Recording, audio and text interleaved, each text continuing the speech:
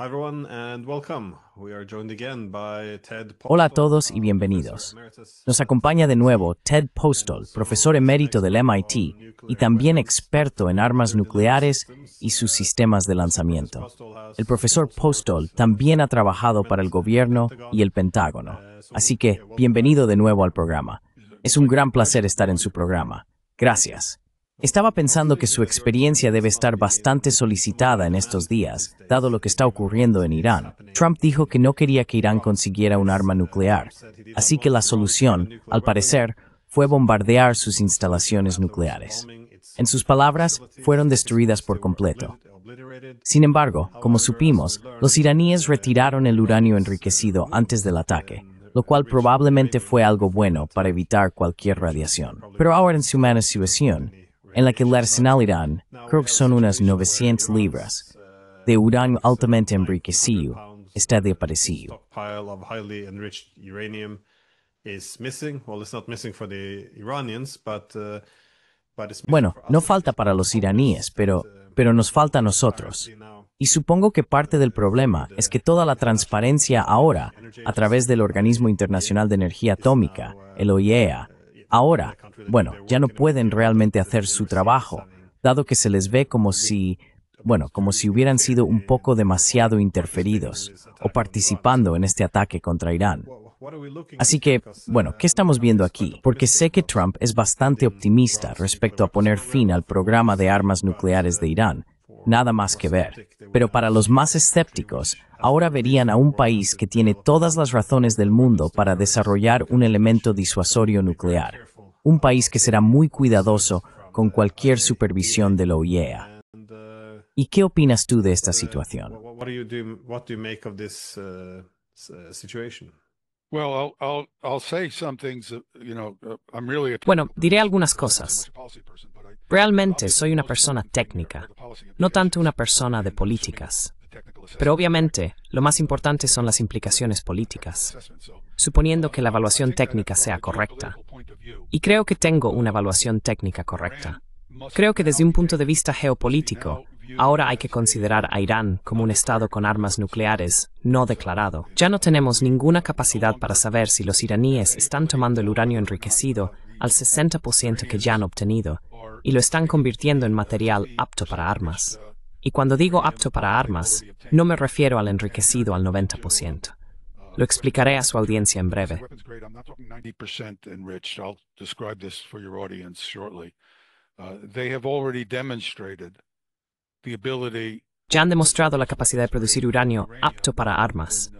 Creo que a principios de 2023, la Agencia Internacional de Energía Atómica detectó partículas de uranio enriquecidas al 83,7%. Perdón por tantos decimales, pero eso es lo que informaron. He hecho algunos cálculos, mostraré los detalles a su audiencia, pero básicamente han demostrado que un enriquecimiento del 83,7% es suficiente para que puedan fabricar 10 bombas atómicas a partir de sus reservas de uranio enriquecido al 60%.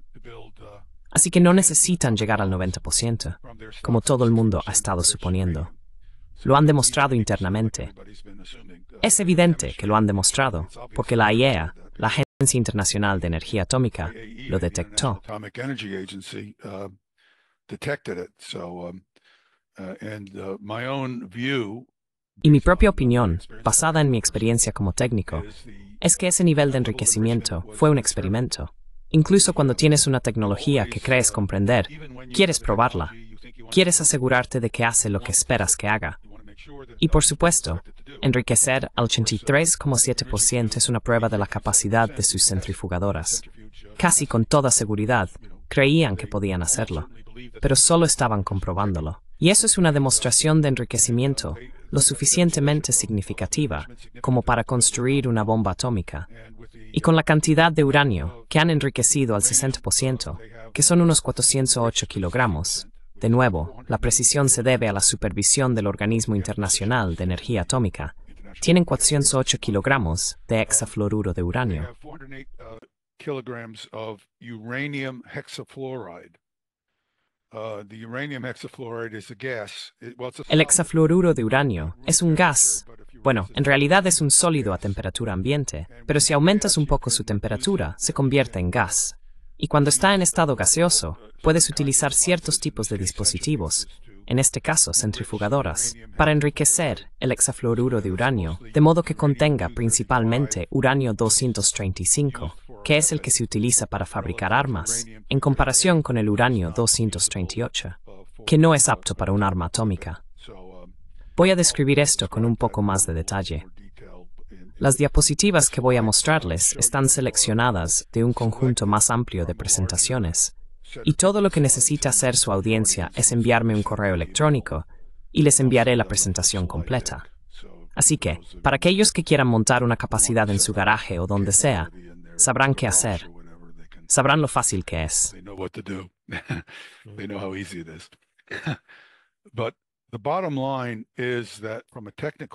Pero la cuestión fundamental es que, desde un punto de vista técnico, si tienes unos 400 kilogramos de uranio enriquecido al 60%, se necesita casi ningún esfuerzo adicional de enriquecimiento para llegar al 90%, o en este caso, al 83,7%. Eso es suficiente para producir 10 bombas atómicas con esos materiales. Y los iraníes, como mostraré en una breve diapositiva más adelante, han construido unas 13.000 centrifugadoras desde que dejaron de permitir que la Agencia Internacional de Energía Atómica supervise su instalación de producción.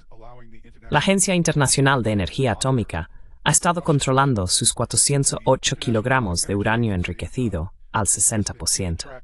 Así que esa es una forma de determinar que no lo han enriquecido más para producir armas nucleares.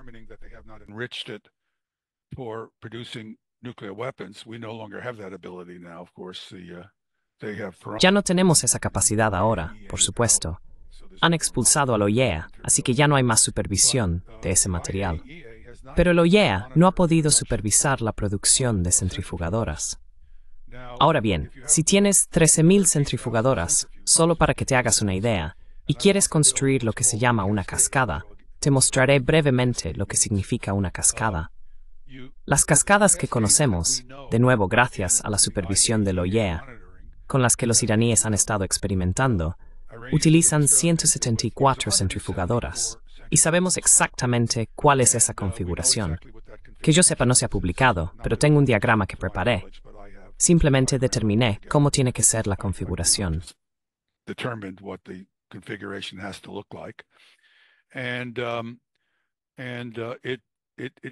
Y básicamente, una de estas cascadas de centrifugadoras debería ser capaz de producir, cada 4 o 5 semanas, suficiente uranio enriquecido al 83,7% para fabricar una bomba atómica. Así que cada 4 o 5 semanas, una cascada. Ahora bien, si dices que tienes 13.000 centrifugadoras en producción y no tienes supervisión sobre ellas, bueno, si solo el 1,5% de esas centrifugadoras en producción se desvían, lo cual sería una medida prudente por parte de los iraníes, entonces fácilmente tendrías la cascada de 174 centrifugadoras. Así que no sería nada para los iraníes desviar el número de centrifugadoras que necesitan para construir una sola cascada capaz de producir un arma atómica cada 4 o 5 semanas.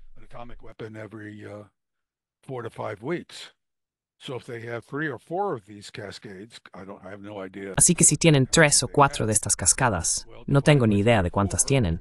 Bueno, divide entre 3 o 4 y tendrás solo unas pocas semanas para producir un arma atómica cada pocas semanas, porque la capacidad simplemente se suma de forma lineal.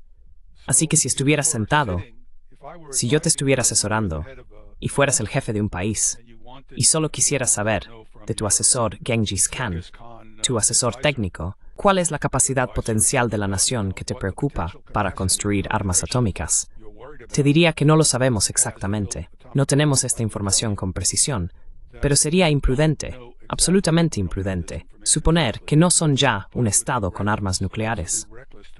En otras palabras, no tienen que decir nada.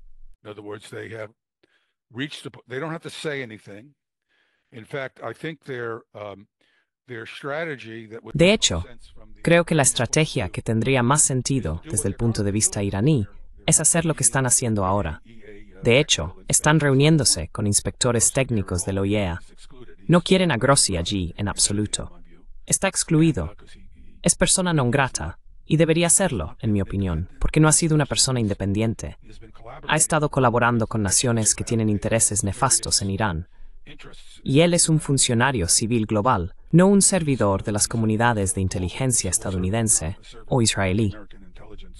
Así que básicamente, la postura que los iraníes parecen estar adoptando en este momento es no decir nada sobre lo que realmente están haciendo y simplemente dejar abierta la cuestión de si han avanzado o no en la producción de armas atómicas.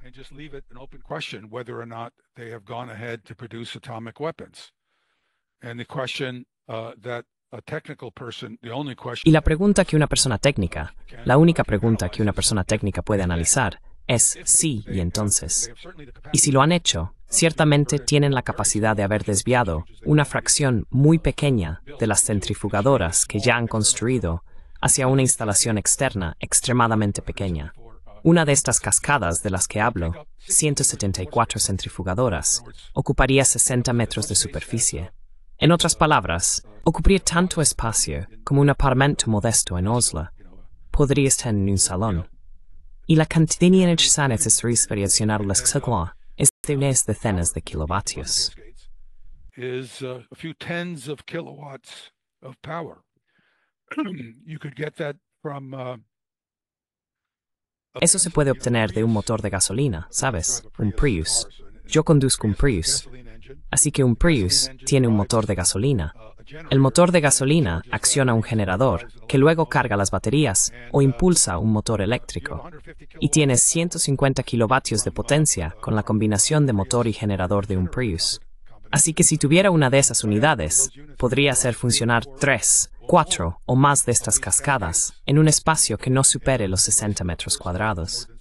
Si tuviera otros 60 u 80 metros cuadrados de espacio, podría tomar este material de hexafluoruro de uranio, que como dije, es un gas por encima de la temperatura ambiente, pero es una especie de sólido blanco y polvoriento a temperatura ambiente, y puedo convertirlo en metal de uranio. And I can convert it to uranium metal. And that would only take, that's only a small operation. Y eso solo llevaría, también es una operación pequeña. Quiero decir, podría hacer todo esto en una instalación de quizá 120, 150 metros cuadrados. Algo así no es difícil de ocultar. Quiero decir, no se trata de una instalación gigantesca como Isfahan o Natanz. Es una instalación pequeña que puede esconderse en un edificio dentro de una ciudad o bajo una montaña a 500 o 1000 metros. No es una instalación enorme que sea difícil de construir bajo una gran cantidad de tierra. Y no puedo decir lo que hay allí, pero sí puedo decirte lo que se necesita. Y tendrías que estar completamente sordo, mudo y ciego para no tomarte muy en serio el potencial que acabo de describirte.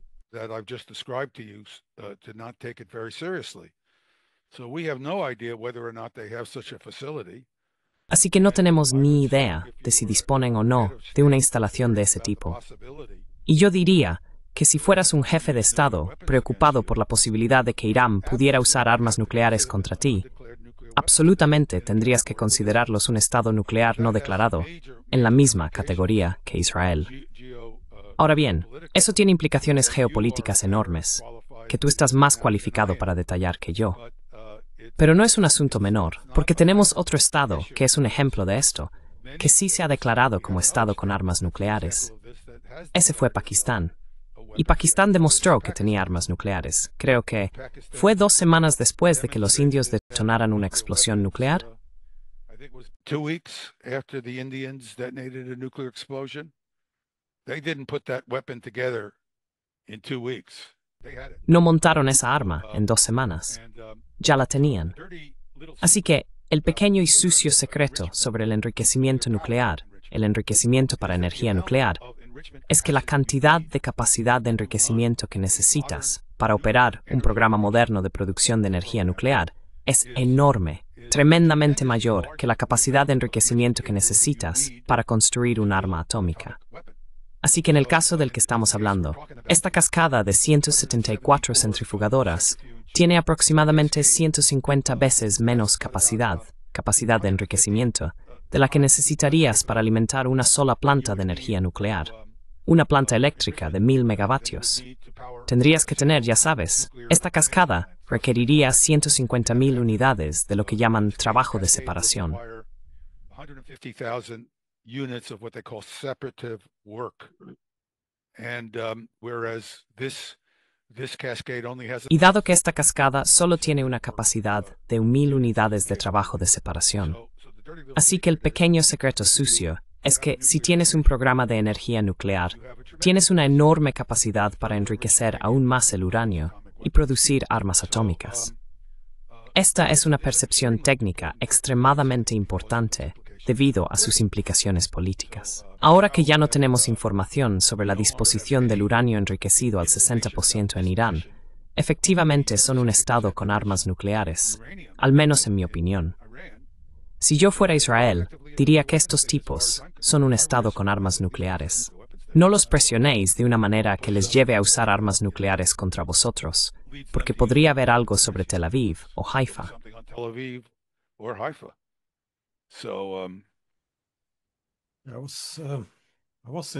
Estuve en Teherán hace 2 meses, en mayo, y visité una de sus instalaciones nucleares.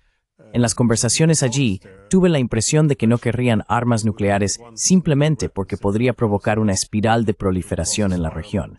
Dicho esto, después del ataque a Irán, el ataque a sus reactores nucleares durante las negociaciones, y además, creo que están bastante convencidos de que Israel y Washington, por el amor de Dios, no están dispuestos a dar marcha atrás y dejarlo pasar. Así que creo que podrían estar cambiando, incluso en los 2 meses desde que estuve allí. Supongo que están cambiando su enfoque estratégico.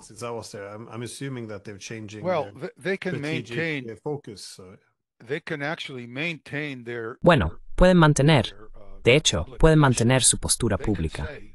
Pueden decir que no han decidido si construir o no armas nucleares mientras ya las han construido. De hecho, si yo estuviera asesorando al liderazgo en Irán como técnico, diría, bueno, sigamos adelante y construyamos las armas.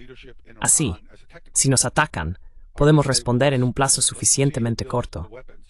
Ya sabes, si tenemos que responder en días o semanas, en lugar de tener que producirlas al final. Así que las tenemos a mano y tenemos las armas. No necesitamos probarlas, porque son armas muy simples, de baja tecnología. Puedo describir eso brevemente para su audiencia. Y por eso no necesitamos probar las armas. Podemos tenerlas en un sótano, y no declaramos que somos un estado con armas nucleares.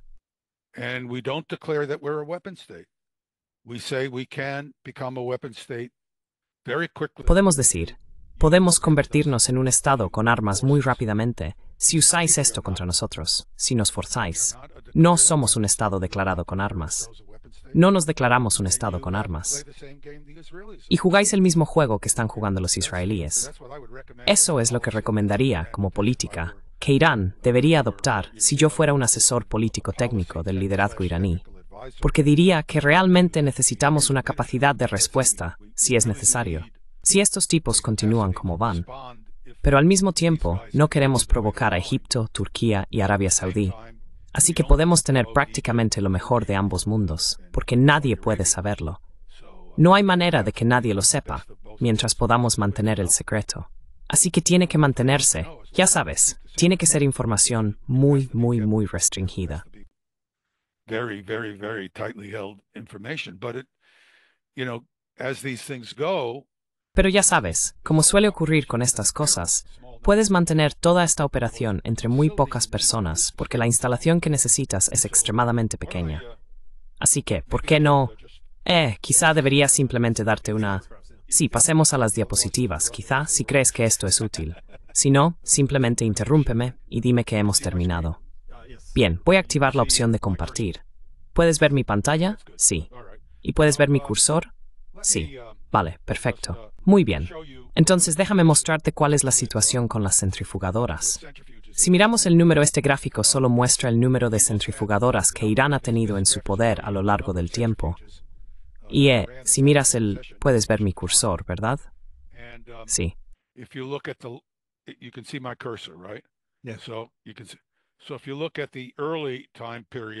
Como pueden ver, si observan el periodo inicial, hasta alrededor de 2015, pueden ver que había una cantidad muy pequeña, Estos son 5.000 centrifugadoras. Esto es un poco más de 1.000, 1.300 o 1.400 centrifugadoras. Este es el número de centrifugadoras al que el Plan de Acción Integral Conjunto, JCPOA, que fue acordado por los europeos y Estados Unidos, restringió a los iraníes. Y estas centrifugadoras tenían una capacidad de enriquecimiento relativamente modesta. Explicaré lo que eso significa en breve.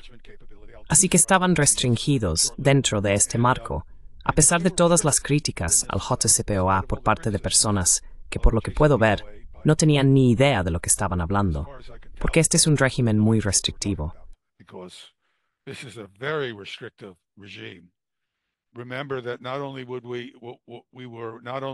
Recuerda que no solo estábamos supervisando el número de centrifugadoras que tenía Irán, sino que también estábamos controlando los materiales nucleares que producían. Así que estábamos en una posición bastante buena. Era un régimen bastante restringido. Luego, por supuesto, en 2019, Donald Trump se retiró del JCPOA. Y por supuesto, los iraníes recibieron muy pocos de los beneficios del JCPOA, porque se suponía que iban a obtener un alivio de las sanciones, del cual prácticamente no recibieron nada. Y este es otro problema de la diplomacia occidental. Nunca se te recompensa, solo se te castiga. Llegas a un acuerdo, y de repente el acuerdo empieza a abordar otros asuntos que no formaban parte del mismo.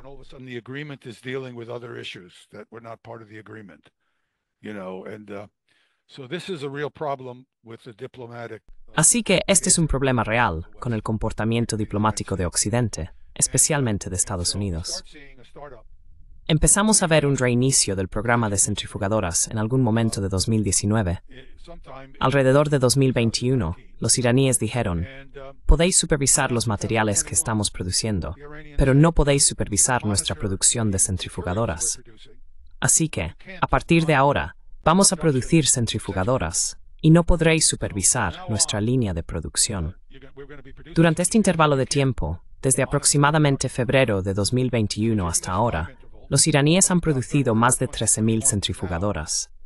¿Cuántas de estas centrifugadoras se han desviado para un propósito clandestino? No tenemos forma de saberlo. Podrían haberse desviado piezas, podrían ser las propias centrifugadoras o componentes.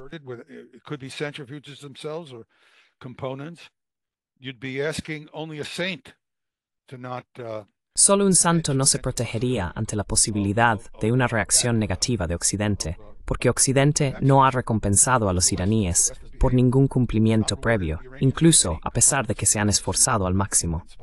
Así que los iraníes tienen estas centrifugadoras. Permítanme mostrarles cómo es una de ellas. Los detalles para su audiencia no son importantes, pero solo para que se hagan una idea de su aspecto. Así es una centrifugadora. En realidad, no se ve exactamente así, pero esto es lo que parece. Aquí pueden ver, esto es una centrifugadora. Esta es una carcasa exterior, y la carcasa exterior de esta centrifugadora es un vacío. Proporciona un recipiente al vacío.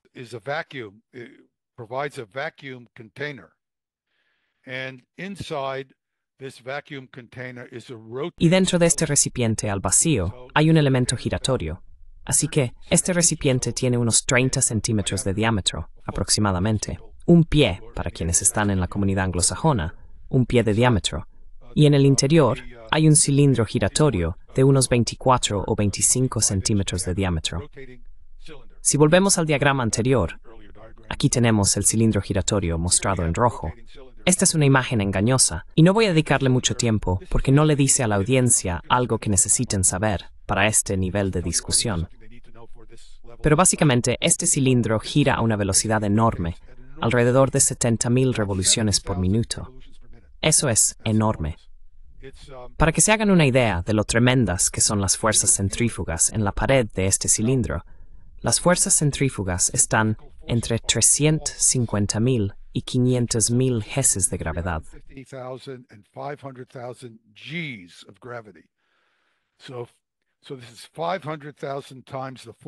Así que esto equivale a 500.000 veces la fuerza de la gravedad actuando sobre ti en la pared, debido al miembro giratorio. Así que, si fueras una pulga en la pared, la fuerza lateral que experimentarías al estar en la pared mientras esto gira sería de 1 libra de fuerza lateral. Es decir, es mucha fuerza. Así que, esto está girando. Puedes imaginar lo precisa que debe ser la mecanización de las paredes de esto. Todo está equilibrado sobre una especie de cabeza en forma de alfiler, mientras gira para consumir poca energía. No entraré en detalles, pero básicamente puedes pensar en esto como una unidad en la que se introduce gas de hexafluoruro de uranio, que es una mezcla de uranio 235 y U-238, y de la que sale algo de uranio enriquecido y algo de uranio empobrecido.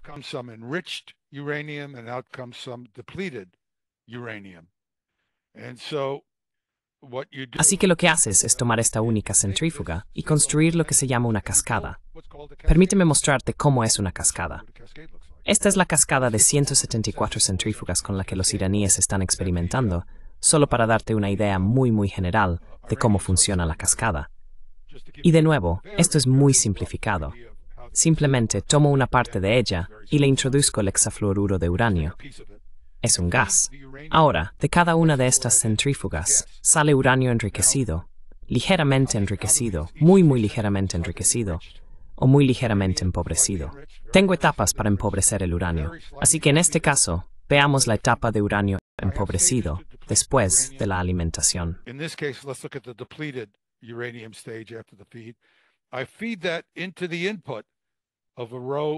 Alimento eso en la entrada de una fila de centrifugadoras debajo de mí y tomo el uranio enriquecido de esta corriente empobrecida y lo vuelvo a introducir en la corriente superior. Tomo el uranio empobrecido y lo introduzco en una corriente empobrecida y finalmente simplemente lo descarto como colas. Este es un material que está mayormente desprovisto de uranio 235.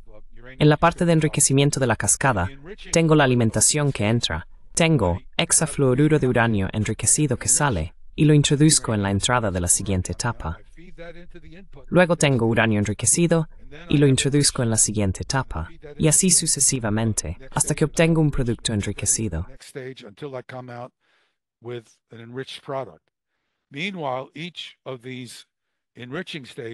Mientras tanto, cada una de estas etapas de enriquecimiento se retroalimenta a la etapa anterior, donde se enriquece de nuevo.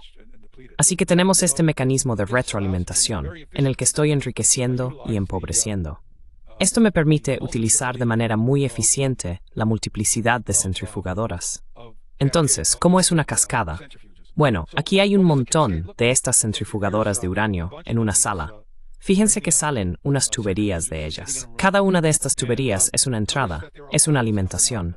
Una de estas tuberías extrae hexafluoruro de uranio enriquecido. La otra extrae hexafluoruro empobrecido.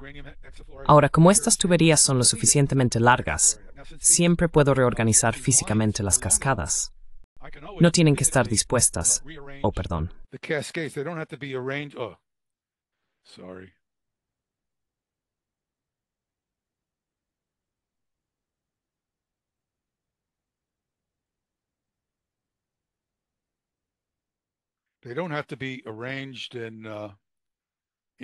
No tienen que estar dispuestas en filas como estoy mostrando aquí. Puedo simplemente cogerlas y usar las líneas para reorganizarlas físicamente. Así que todo lo que necesito hacer es reorganizarlas en cualquier configuración que tenga sentido. Bien, tenemos una fotografía de estos conjuntos. De hecho, aquí tienes otra fotografía para que la veas. Puedes verlas simplemente alineadas en filas. Así que si quiero saber el tamaño de un conjunto de 174 centrifugadoras, sé que miden aproximadamente 1 pie de ancho, separadas por aproximadamente 1 pie. Así que estas son 174 centrifugadoras dispuestas para minimizar el espacio en el suelo. Bueno, ocupan 24 pies por 26 pies. Esos son unos 600 pies cuadrados, o unos 60 metros cuadrados. Or about 60 square meters. You know, a comfortably sized. Ya sabes, un apartamento tipo estudio, de tamaño cómodo. Y la energía que necesitan es muy baja. Necesitan entre 5 y 20 vatios de potencia, dependiendo de la naturaleza de la centrífuga y de sus características de diseño. Así que no ocupan mucho espacio y no requieren mucha energía. Así que puedes tener tu coche Prius allí y estás tomando la energía del Prius en tu cueva. Por supuesto, tienes que ventilar el gas. pero eso no es un gran problema, y tiene instalación muy pequeña donde estás enriqueciendo uranio. Ahora, la verdadera pregunta es, ¿por qué es tan fácil realizar este enriquecimiento final del uranio?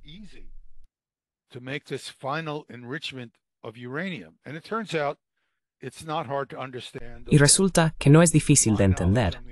Aunque que yo sepa, soy la única persona que lo ha explicado en estos términos tan sencillos. Así que lo que estoy a punto de decir no lo encontrarán en ningún otro sitio, al menos que yo sepa. Así que aquellos en tu audiencia que están centrados en esta cuestión, y es una cuestión importante, porque lo que estoy diciendo es que si tienes uranio altamente enriquecido, el siguiente paso es fácil. Lo que la mayoría de la gente piensa de forma intuitiva, por razones comprensibles, es que el paso final es muy difícil, pero en realidad es lo contrario. El paso final es muy fácil, siempre que hayas dominado todos los pasos anteriores.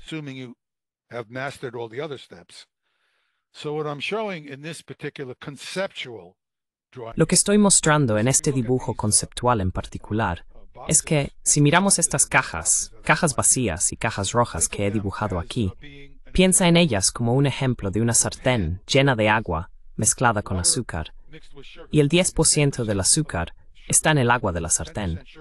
Caliento la sartén durante un tiempo determinado, así que aplico una cierta cantidad de trabajo para evaporar el agua de la sartén. Así que esto es una unidad de trabajo, 1 unidad de trabajo, 2 unidades de trabajo, 3 unidades de trabajo, y así sucesivamente. Después de una unidad de trabajo, cuantificaremos esto en breve, paso de un 10% enriquecido a un 11% enriquecido. Luego paso a un 14% enriquecido, después a un 17% enriquecido, y finalmente llego a un 50% enriquecido. Eventually I get to 50% enriched. Notice in each stage I make a much bigger jump. Observa que en cada etapa doy un salto mucho mayor al siguiente nivel de enriquecimiento, hasta llegar al 50% de enriquecido. Así que, si paso del 50% al 100%, es solo un paso. Si tomo la cazuela de azúcar y agua y la hiervo hasta que esté al 50%, entonces simplemente la guardo en algún sitio, la pongo en un tarro en algún lugar. Luego, cuando necesito el 100%, solo tengo que dar un paso más de calentamiento. Esto se ilustra aquí abajo en este gráfico. Estos son los pasos: 3, 4, 5. Observa que cuando llegas al 9, en este ejemplo estás al 50%, y das un paso más y ya tienes el 100% de enriquecimiento. Bien, el proceso real de enriquecimiento es un poco más complicado que eso. No mucho, pero conceptualmente es lo mismo. Puedes pensar en cada centrifugadora como capaz de hacer una cierta cantidad de trabajo separativo, como se suele llamar.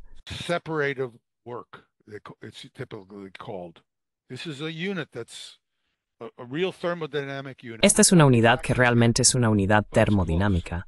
No es exactamente energía, pero se le parece. Y conceptualmente es una muy buena analogía de la capacidad de separación, similar a la ebullición del agua. Así que si tengo 3.200 kilogramos de uranio natural, que contiene un 0,7% de uranio 235, y quiero uranio 235 enriquecido al 90%, porque es lo que voy a usar para fabricar una bomba, necesito 3.200 kilogramos de uranio natural para obtener aproximadamente 25 kilogramos de uranio 235 al 90%. Pero por supuesto, este uranio 235 está disperso por todo el material. Ahora, necesito unas 3.000 unidades de trabajo de separación para llegar al 3%, 3,5% de uranio 235 para mi reactor nuclear. Bien, así que 3.500 unidades de trabajo de separación para obtener unos 600 kilogramos de uranio enriquecido al 3,5%.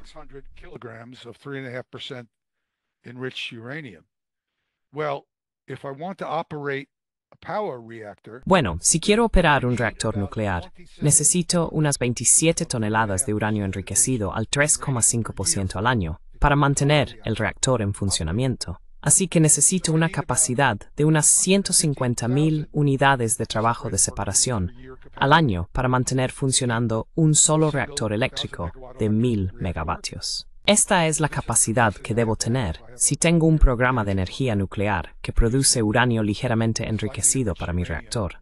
Pero si quiero enriquecer al 20%, como si tuviera un reactor experimental, como tenían los iraníes, para producir isótopos especiales, isótopos médicos y demás, fíjate que solo necesito menos de la mitad del trabajo de separación para llegar al 20% de enriquecimiento. Y lo que hacían los iraníes era enriquecer hasta aproximadamente el 20% durante un tiempo, hasta que de repente empezaron a enriquecer al 60%. All of a sudden started enriching to 60%.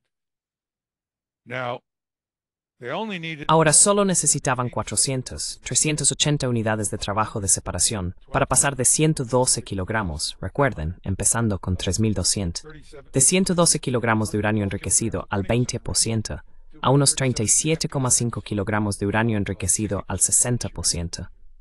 Así que aquí tenemos una unidad de 37,5 kilogramos de uranio enriquecido. Pensemos en ello como 40 kilogramos de uranio enriquecido. Y tenemos 400 kilogramos de este material, del cual ya no sabemos dónde está. Así que cada paquete de 40 kilogramos de uranio enriquecido al 60% podría enriquecerse aún más para obtener 25 kilogramos de uranio enriquecido al 90%. Bien, no suena bien, como decimos en Oriente Medio, en cuanto a lo que podría pasar. Bueno, veamos la situación, sin embargo. Let's look at the situation, though. It turns out that resulta que a finales de 2022 o principios de 2023, la Agencia de Energía Atómica informó que encontró partículas de uranio en la instalación de Fordow, enriquecidas al 83,7% de uranio 235. Se informó, pero no se dijo mucho al respecto. Lo que debería haberse dicho es que esto es grado armamentístico. Nadie lo dijo, que yo sepa. ¿Puedes corregirme? O tal vez alguno de tus oyentes podría corregirme. Me interesaría saberlo. Al parecer, nadie dijo que esto es grado armamentístico. Es grado armamentístico, y te mostraré por qué. Se necesitan 120 unidades de trabajo de separación para pasar de estos 37,5 kilogramos de uranio al 60% a un 90%, lo que te da suficiente para un arma atómica. Pero solo necesitas 92 unidades de trabajo de separación para llegar a 27 kilogramos, porque hay más U-238 en él, de uranio enriquecido al 83,7%. Uranium. But if we look now, pero si miramos ahora, una masa crítica de uranio enriquecido al 90% con lo que se llama un reflector de berilio de 12 centímetros, describiré lo que significa en breve, es sencillo de montar, es un poco más de 14 kilogramos. Así que necesitarías, no recuerdo el número exacto, quizá 8 centímetros de diámetro, algo así, o 10 centímetros de diámetro. Si tienes uranio enriquecido al 83,7%, aún puedes obtener 16,5 kilogramos de uranio metálico, lo cual es suficiente para una bomba atómica. Así que el 83,7% convierte tus 10 paquetes de 37,5 kilogramos de hexafluoruro de uranio al 60% en tus 10 bombas atómicas. Así que es prácticamente el número adecuado si quieres construir bombas atómicas. Así que si solo miramos cómo podría ser una bomba atómica, veamos esta configuración aquí. Let's look at this configuration here. This is a postulated uranium. Este es un núcleo metálico de uranio postulado, un núcleo de metal de uranio. Son unos 14 kilogramos de uranio 235. Está rodeado por un reflector de berilio. El berilio es un material muy ligero. Su función es que, cuando los neutrones se multiplican en el uranio durante una detonación nuclear, muchos neutrones escapan a la atmósfera. Así que se coloca este reflector de berilio alrededor para reflejar esos neutrones de vuelta al material, de modo que se obtiene una masa crítica mucho menor. De lo contrario, se tendría una masa crítica, quizá una masa crítica desnuda, de más de 50 kilogramos. Así que en lugar de tener una masa crítica desnuda, simplemente se utiliza berilio para rodearla, que es un material con el que se sabe trabajar.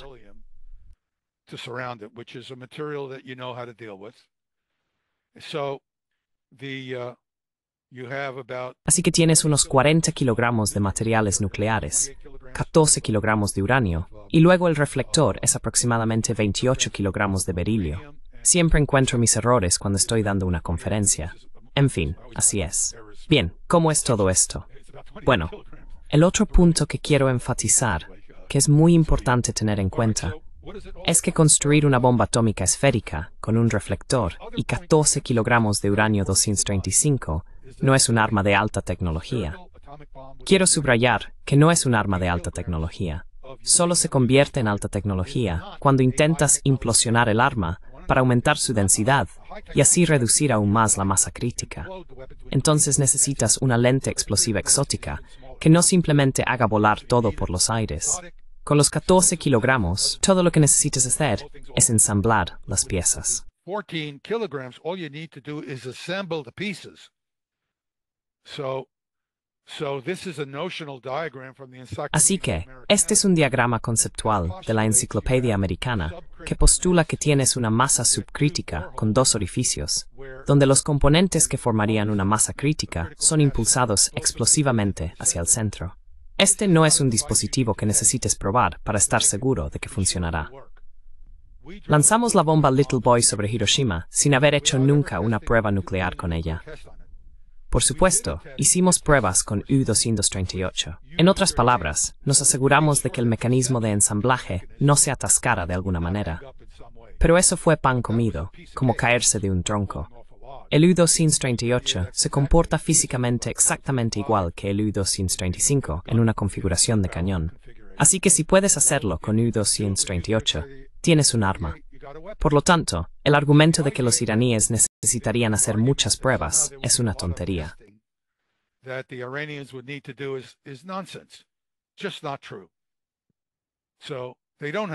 Eso simplemente no es cierto. Así que no necesitan hacer pruebas para tener una bomba, y no necesitan hacer pruebas para tener una alta confianza en que su bomba funcionará. Ahora bien, ¿cuánto debería pesar la bomba? Pues necesitas unos 50 kilogramos de material, incluido el reflector, que sería más grande que esto. Así que se vería como un diagrama diferente, porque tendría una pared exterior mucho más gruesa, y querrías algunos dispositivos para implosionar el mecanismo. Quizás sean 2 hemisferios. ¿Quién sabe qué decidirían hacer? Esa es su elección. Podrían ser 2 hemisferios, lo que sea. No tiene por qué parecerse en nada a lo que se muestra aquí. Solo tiene que ser un ensamblaje. Proceso de ensamblaje por cañón. Ensamblaje por cañón significa pólvora explosiva. Ni siquiera necesitas nada de alta tecnología. Así que digamos que todo el dispositivo pesa el doble de lo que pesan los componentes nucleares.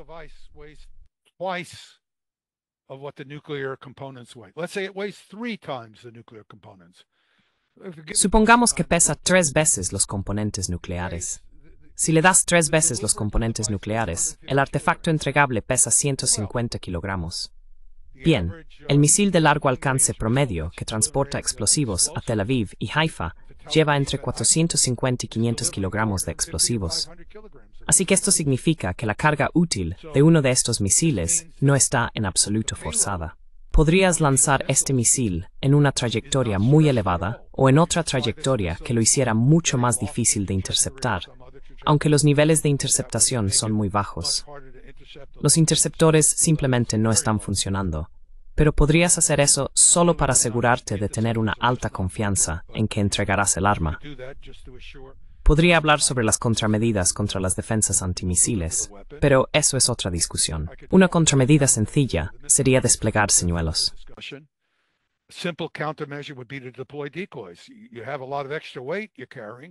Llevas mucho peso extra. Los señuelos podrían pesar solo una fracción de libra, así que podrías saturar la defensa antimisiles con cientos de señuelos lanzados desde un solo misil, porque tienes mucho peso extra que puedes llevar en la carga útil. Lo que yo haría, porque soy una persona realmente malintencionada, sería hacer que los misiles giraran sin control. Tienes que encontrar la parte delantera de ese misil. Si golpeas alguna sección o parte del misil, no estás destruyendo la ojiva, va a ser muy resistente. Así que tus posibilidades de interceptar son, a efectos prácticos, nulas. La fiabilidad del motor cohete que lanza la ojiva es la fiabilidad más baja con la que vas a lidiar en cuanto a la entrega de un arma nuclear.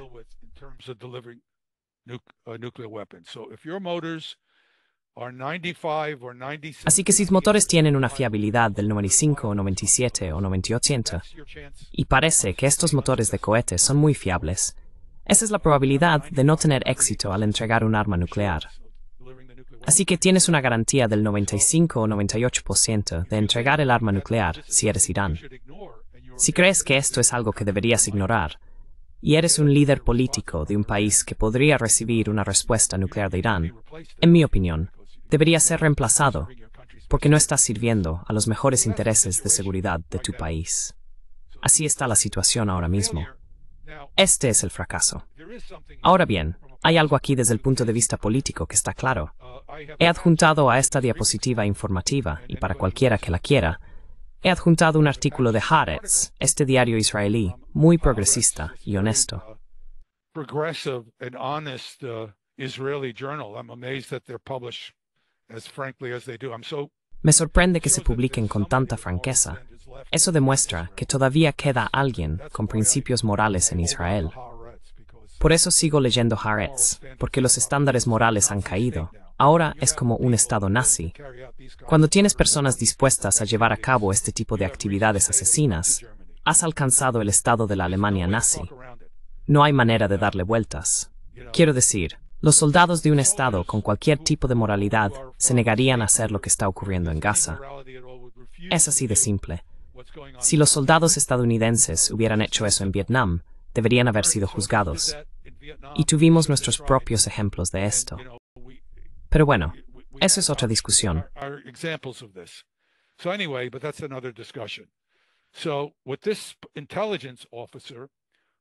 Así que con este oficial de inteligencia, que es un coronel de la reserva, el coronel suele ser el que realmente sabe lo que está pasando. Mi experiencia con el ejército es, no hables con el almirante o el general, habla con el coronel. Y él está hablando de los 400 kilogramos y de lo que los iraníes pueden hacer al respecto. Así que sugiero que todos lean este artículo de Haaretz. Os enviaré una copia después de esto. Pero este es un artículo realmente importante por quien lo escribe. Este tipo está bien informado, estuvo involucrado. Y básicamente lo que está diciendo, si lees entre líneas como lo haría yo, así que leeré entre líneas por vosotros, y podéis estar de acuerdo o no cuando leáis el artículo.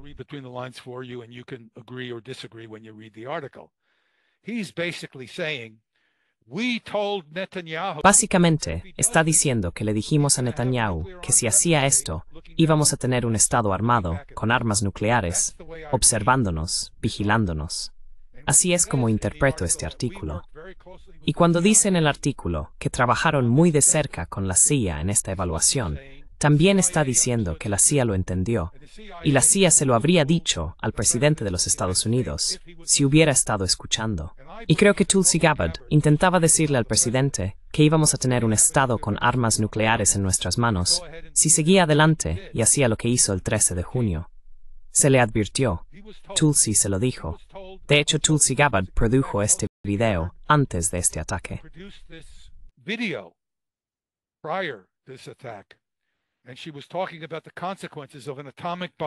Y ella estaba hablando sobre las consecuencias de una bomba atómica similar a la que destruyó Hiroshima.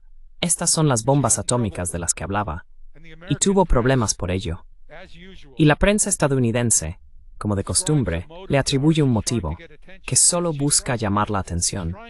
Sí, está intentando decirles, el presidente está a punto de tomar una decisión trascendental junto a su amigo Netanyahu para crear un estado nuclear no declarado en Oriente Medio.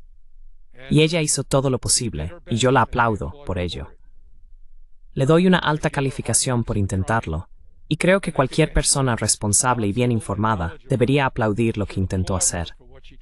Esa es mi opinión sobre la situación. En lugar de atacar a esta persona que intenta hacer lo mejor para la democracia estadounidense y para la estabilidad y la paz globales.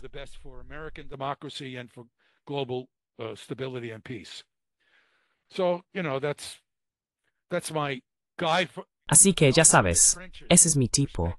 El tipo con la perspectiva desde las trincheras, ¿verdad? Si quieres la perspectiva desde arriba, de alguien que también es muy entendido, tienes que hablar con Jeffrey Sachs. Y bueno, ahora conozco a Jeffrey bastante bien y nos comunicamos entre nosotros. Siempre me asombra cómo él tiene esa visión desde arriba, que encaja perfectamente con mi visión desde abajo.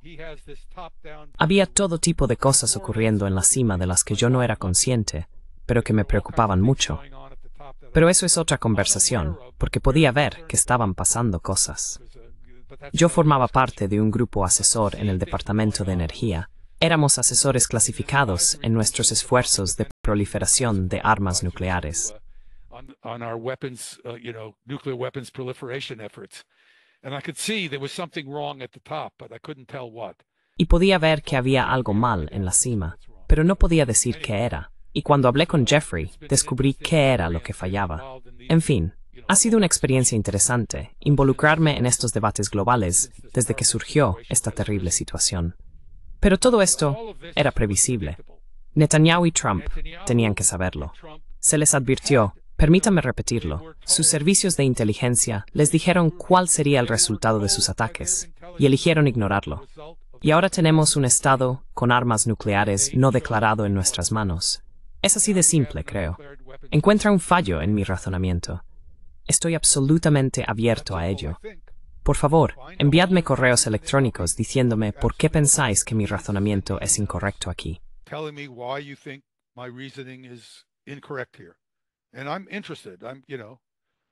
Y estoy interesado.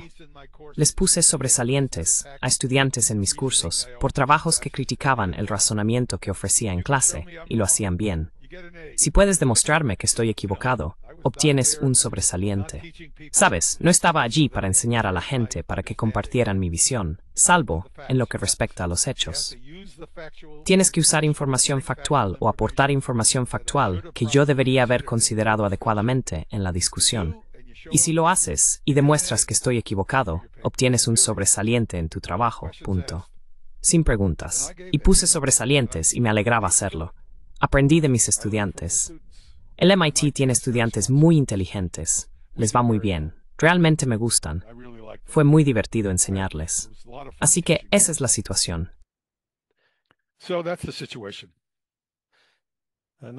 No, creo que tienes mucha razón. Y creo que probablemente esa es la dirección que tomarán los iraníes. Pero ahora deben ser considerados un Estado con armas. No creo que lo vayan a declarar, y creo que sería sensato que no lo hicieran, pero tendrán que ser considerados un Estado con armas. Al menos esa es mi opinión. Sería una locura si estuvieras preocupado, si hicieras algo contra ellos pensando que podrían responder con un arma nuclear, seguir adelante y hacerlo impunemente. Sería una locura hacer eso. Ponerles en una situación en la que creas que resenten la necesidad de responder con nuclear. Sex nueva small iniciable.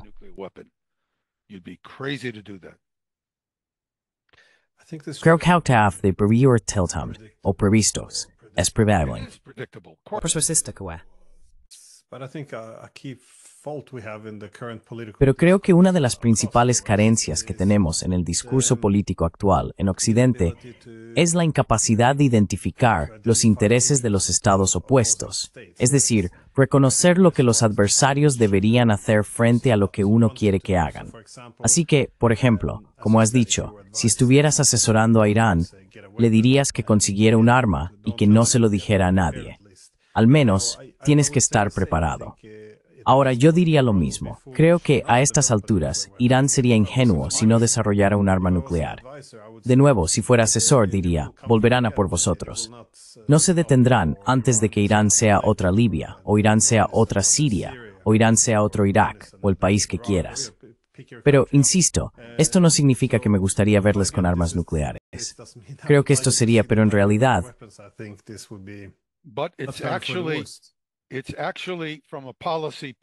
En realidad, desde el punto de vista de las políticas, déjame añadir a tu declaración, desde el punto de vista de las políticas, es incluso peor de lo que acabas de decir, porque no hay ninguna idea de cuál es el siguiente paso.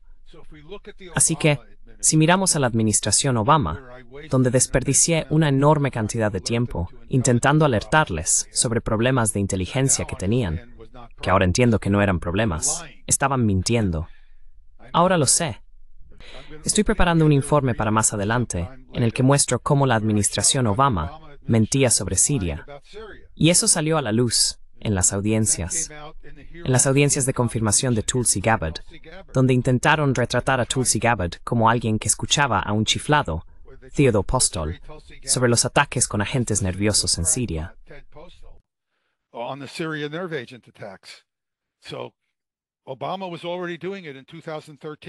Así que Obama ya lo estaba haciendo en 2013, mintiendo sobre la inteligencia. Pero la postura de la administración Obama en 2013 era: queremos que Assad se vaya. Y mi pregunta no es una pregunta sofisticada, no pretendo ser un observador internacional sofisticado. Mi pregunta seguía siendo, bueno, ¿qué va a reemplazarlo? ¿Han pensado en eso? Bueno, ahora sabemos qué va a reemplazarlo. Al-Qaeda, ¿verdad? Eso es lo que tenemos. Y reconocemos a Al-Qaeda, este grupo brutal de personas que están asesinando a gente por todas partes en Siria. Simplemente diferentes grupos. Y Siria se ha desmoronado. Y esto reconocemos como nuestro éxito estadounidense al derrocar a Assad.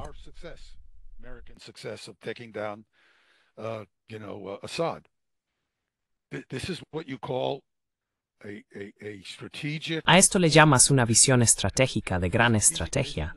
Quiero decir, ¿cómo se puede ser tan estúpido? Es difícil no ser más directo y simplemente llamarlo estúpido, porque no tiene nada que ver con... Bueno, podría ser muy educado y decir, quizá deberían haber tenido un poco más de cuidado, pero es increíblemente estúpido. No sé qué más decir. Es una temeridad increíble. Es una temeridad increíble forzar a los iraníes a la posición en la que están ahora. Creo que había una posibilidad de que no hubieran desarrollado armas nucleares. Había alguna posibilidad. Pero ahora puedo decirte con seguridad, al menos en lo que a mí respecta, que las tienen. Esa es mi opinión.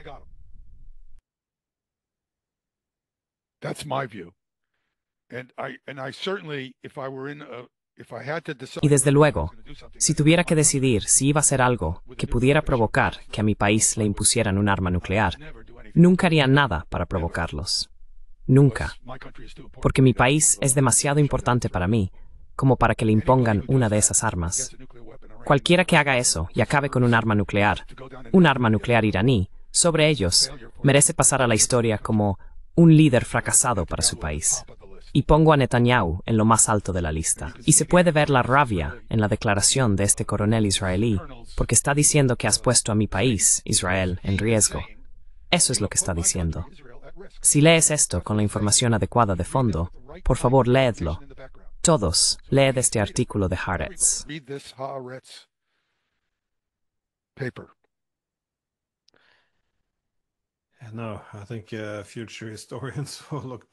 Lo sé. Creo que los futuros historiadores verán este ataque a Irán como uno de los errores verdaderamente estúpidos, una imprudencia increíble. Desde mi punto de vista, de nuevo, creo que un problema clave, y la razón por la que esta estupidez se repite una y otra vez, es la obsesión con la narrativa. Las personas que dicen que esto es una idea horrible, que probablemente llevará a que Irán tenga que desarrollar armas nucleares, son vistas como opositoras. Entonces se las acusa de estar del lado de Irán, porque eso es lo que Irán querría decir. Pero esto es todo lo que tienes. O nosotros, o ellos. Eliges un bando, y si eliges el nuestro, entonces tienes que apoyar toda esta locura militarista, sin importar el daño autoinfligido que de forma muy predecible causa.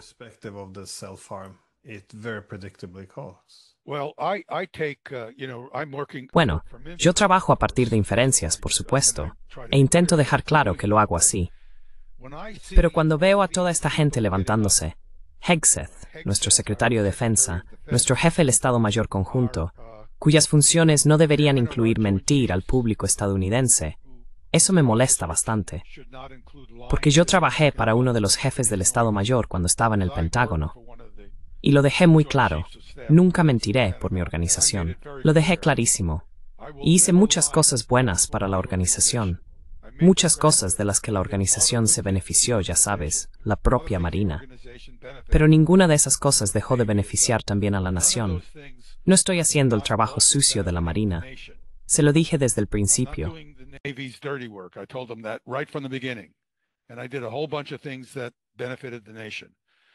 Y hice un montón de cosas que beneficiaron a la nación. Y no es su trabajo, señor presidente del Estado Mayor Conjunto, mentirle al pueblo estadounidense. Su trabajo es proteger al pueblo estadounidense y tomar las decisiones militares correctas. Si quieren a alguien ahí fuera mintiendo, dígales, busquen a otra persona, por favor. Y él no hizo eso, así que baja en mi lista. Pero todo este ruido interno que surgió inmediatamente después del ataque, que tuvimos éxito, que destruimos Fordow, creo que vamos a descubrir que no es así. Si lograron destruir Fordow, Aún así, no cambiaría la conclusión que acabo de exponer. Así que, incluso si destruyeron Fordow, las centrifugadoras en Fordow, no cambiaría la conclusión de la que estoy hablando aquí.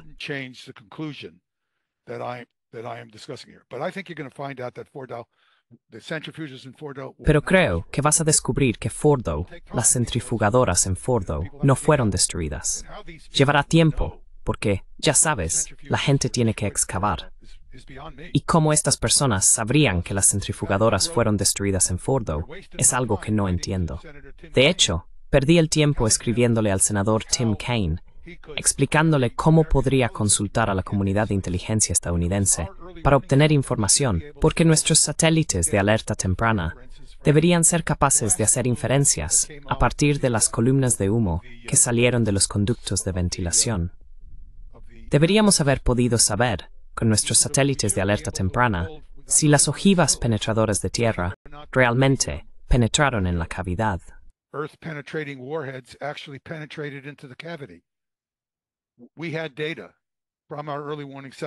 Teníamos datos de nuestros satélites de alerta temprana que nos habrían proporcionado buena información inferencial sobre si y cuándo ese piloto.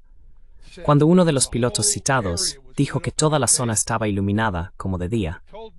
Lo que eso me indicó no fue que se hubiera producido daño en el interior. Me indicó que todo el daño que podría haberse producido en el interior fue reflejado y desviado hacia el exterior, al aire, sobre Fordow, que no hubo una penetración profunda de la onda expansiva en la instalación de Fordow. Y si vimos eso varias veces en esos conductos de ventilación, entonces eso nos habría demostrado que los conductos no estaban comprometidos, porque esos conductos tendrían mecanismos de bloqueo para evitar que las ondas de choque de esas municiones llegaran a las cavidades, a las salas de centrifugadoras.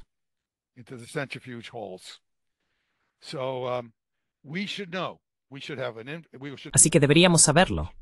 No deberíamos saberlo exactamente, pero deberíamos poder hacerlo. Y se lo dije al senador Kaine, y ni siquiera recibí la cortesía. Esto me enfada. Ni siquiera recibí la cortesía de una respuesta reconociendo lo que le dije. Y él anda por ahí hablando, diciendo que le preocupa la inteligencia. No lo creo. Creo que ninguno de los nuestros en el Senado está haciendo su trabajo. Todos hablan de inteligencia, e incluso los que parecen preocupados no muestran ningún interés en hacer realmente los deberes. Les pongo un suspenso. Estoy harto de nuestro Senado y nuestro Congreso. Estoy hasta aquí.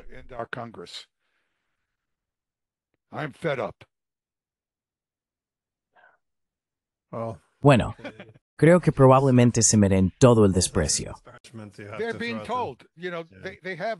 Se les está informando.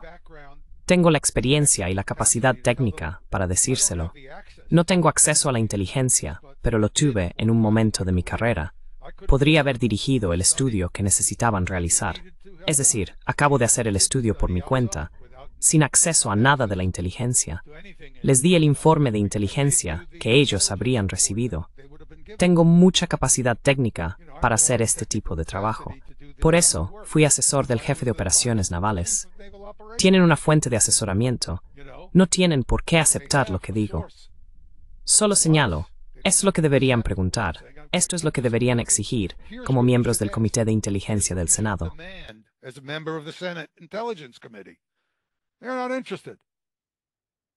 No están interesados. Así que, ¿qué se supone que debo pensar cuando Mark Kelly cuestiona el juicio de Tulsi Gabbard? Cuando intenta hacer que este iconoclasta, Ted Postol, este tipo raro que resultó ser asesor del jefe de operaciones navales, quede mal, aunque él le mostró que la inteligencia difundida por la administración Obama era falsa y engañosa. Debería haberlo sabido. Y cuando contacté a su equipo y les dije, puedo informarles sobre esto, no estaban interesados. Recibí un comentario sarcástico de uno de los miembros del equipo. De hecho, puedo enviárselo a quien le interese. Bueno, no estamos interesados. No necesitamos tus tonterías. Esta es una persona del equipo que se supone que debería estar interesada. This is a staff person who's interested. He's a staff person who's supporting a member of the Senate Es un miembro del personal que apoya a un senador que forma parte del Comité de Inteligencia, quien posee información que demostraría que un informe de inteligencia que casi nos llevó a la guerra con Siria en 2013 era falso, que fue presentado por el entonces secretario de Estado, John Kerry, al Comité de Asuntos Exteriores del Senado, donde juró que si le daban al gobierno la autoridad para tomar acción militar, estaría justificado. Les estaba mintiendo. No le interesa eso, senador Kelly. Entonces, ¿por qué es usted senador? Esa es mi reacción. ¿Por qué fue oficial naval? Eso realmente me enfada. ¿Por qué él fue oficial naval?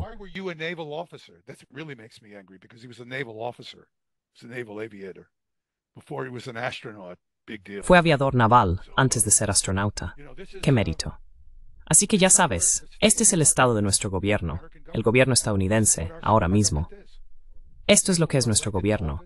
Personas que son elegidas para cargos, algunos de ellos oficiales militares reales, formados como oficiales militares, que habrían sido unos niñatos en la época en que yo asesoraba al jefe de operaciones navales, ya sabes, corriendo de un lado a otro, trayendo café a la gente. Y ahora que es senador, no quiere saber que hubo inteligencia falsa que casi nos mete en una guerra. No me sirve de nada esto. Lo siento, y no creo que deba ser educado ni diplomático al respecto. Es indignante. No lo entiendo.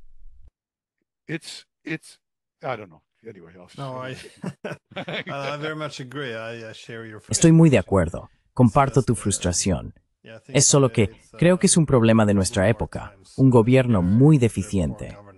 Y bueno, profesor Postol, muchísimas gracias. Al menos hay algunas voces de sentido común ahí fuera y algo de verdadera experiencia, que debería aprovecharse en lugar de ser ignorada cuando no sirve a una narrativa.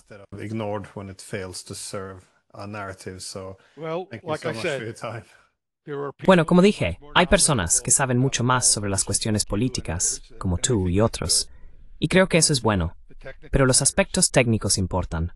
Son la base sobre la que se construyen buenas políticas en muchos de los juicios en este ámbito. Así que gracias por invitarme. Gracias de nuevo. Sí. Adiós. Thanks again. Yeah, bye-bye.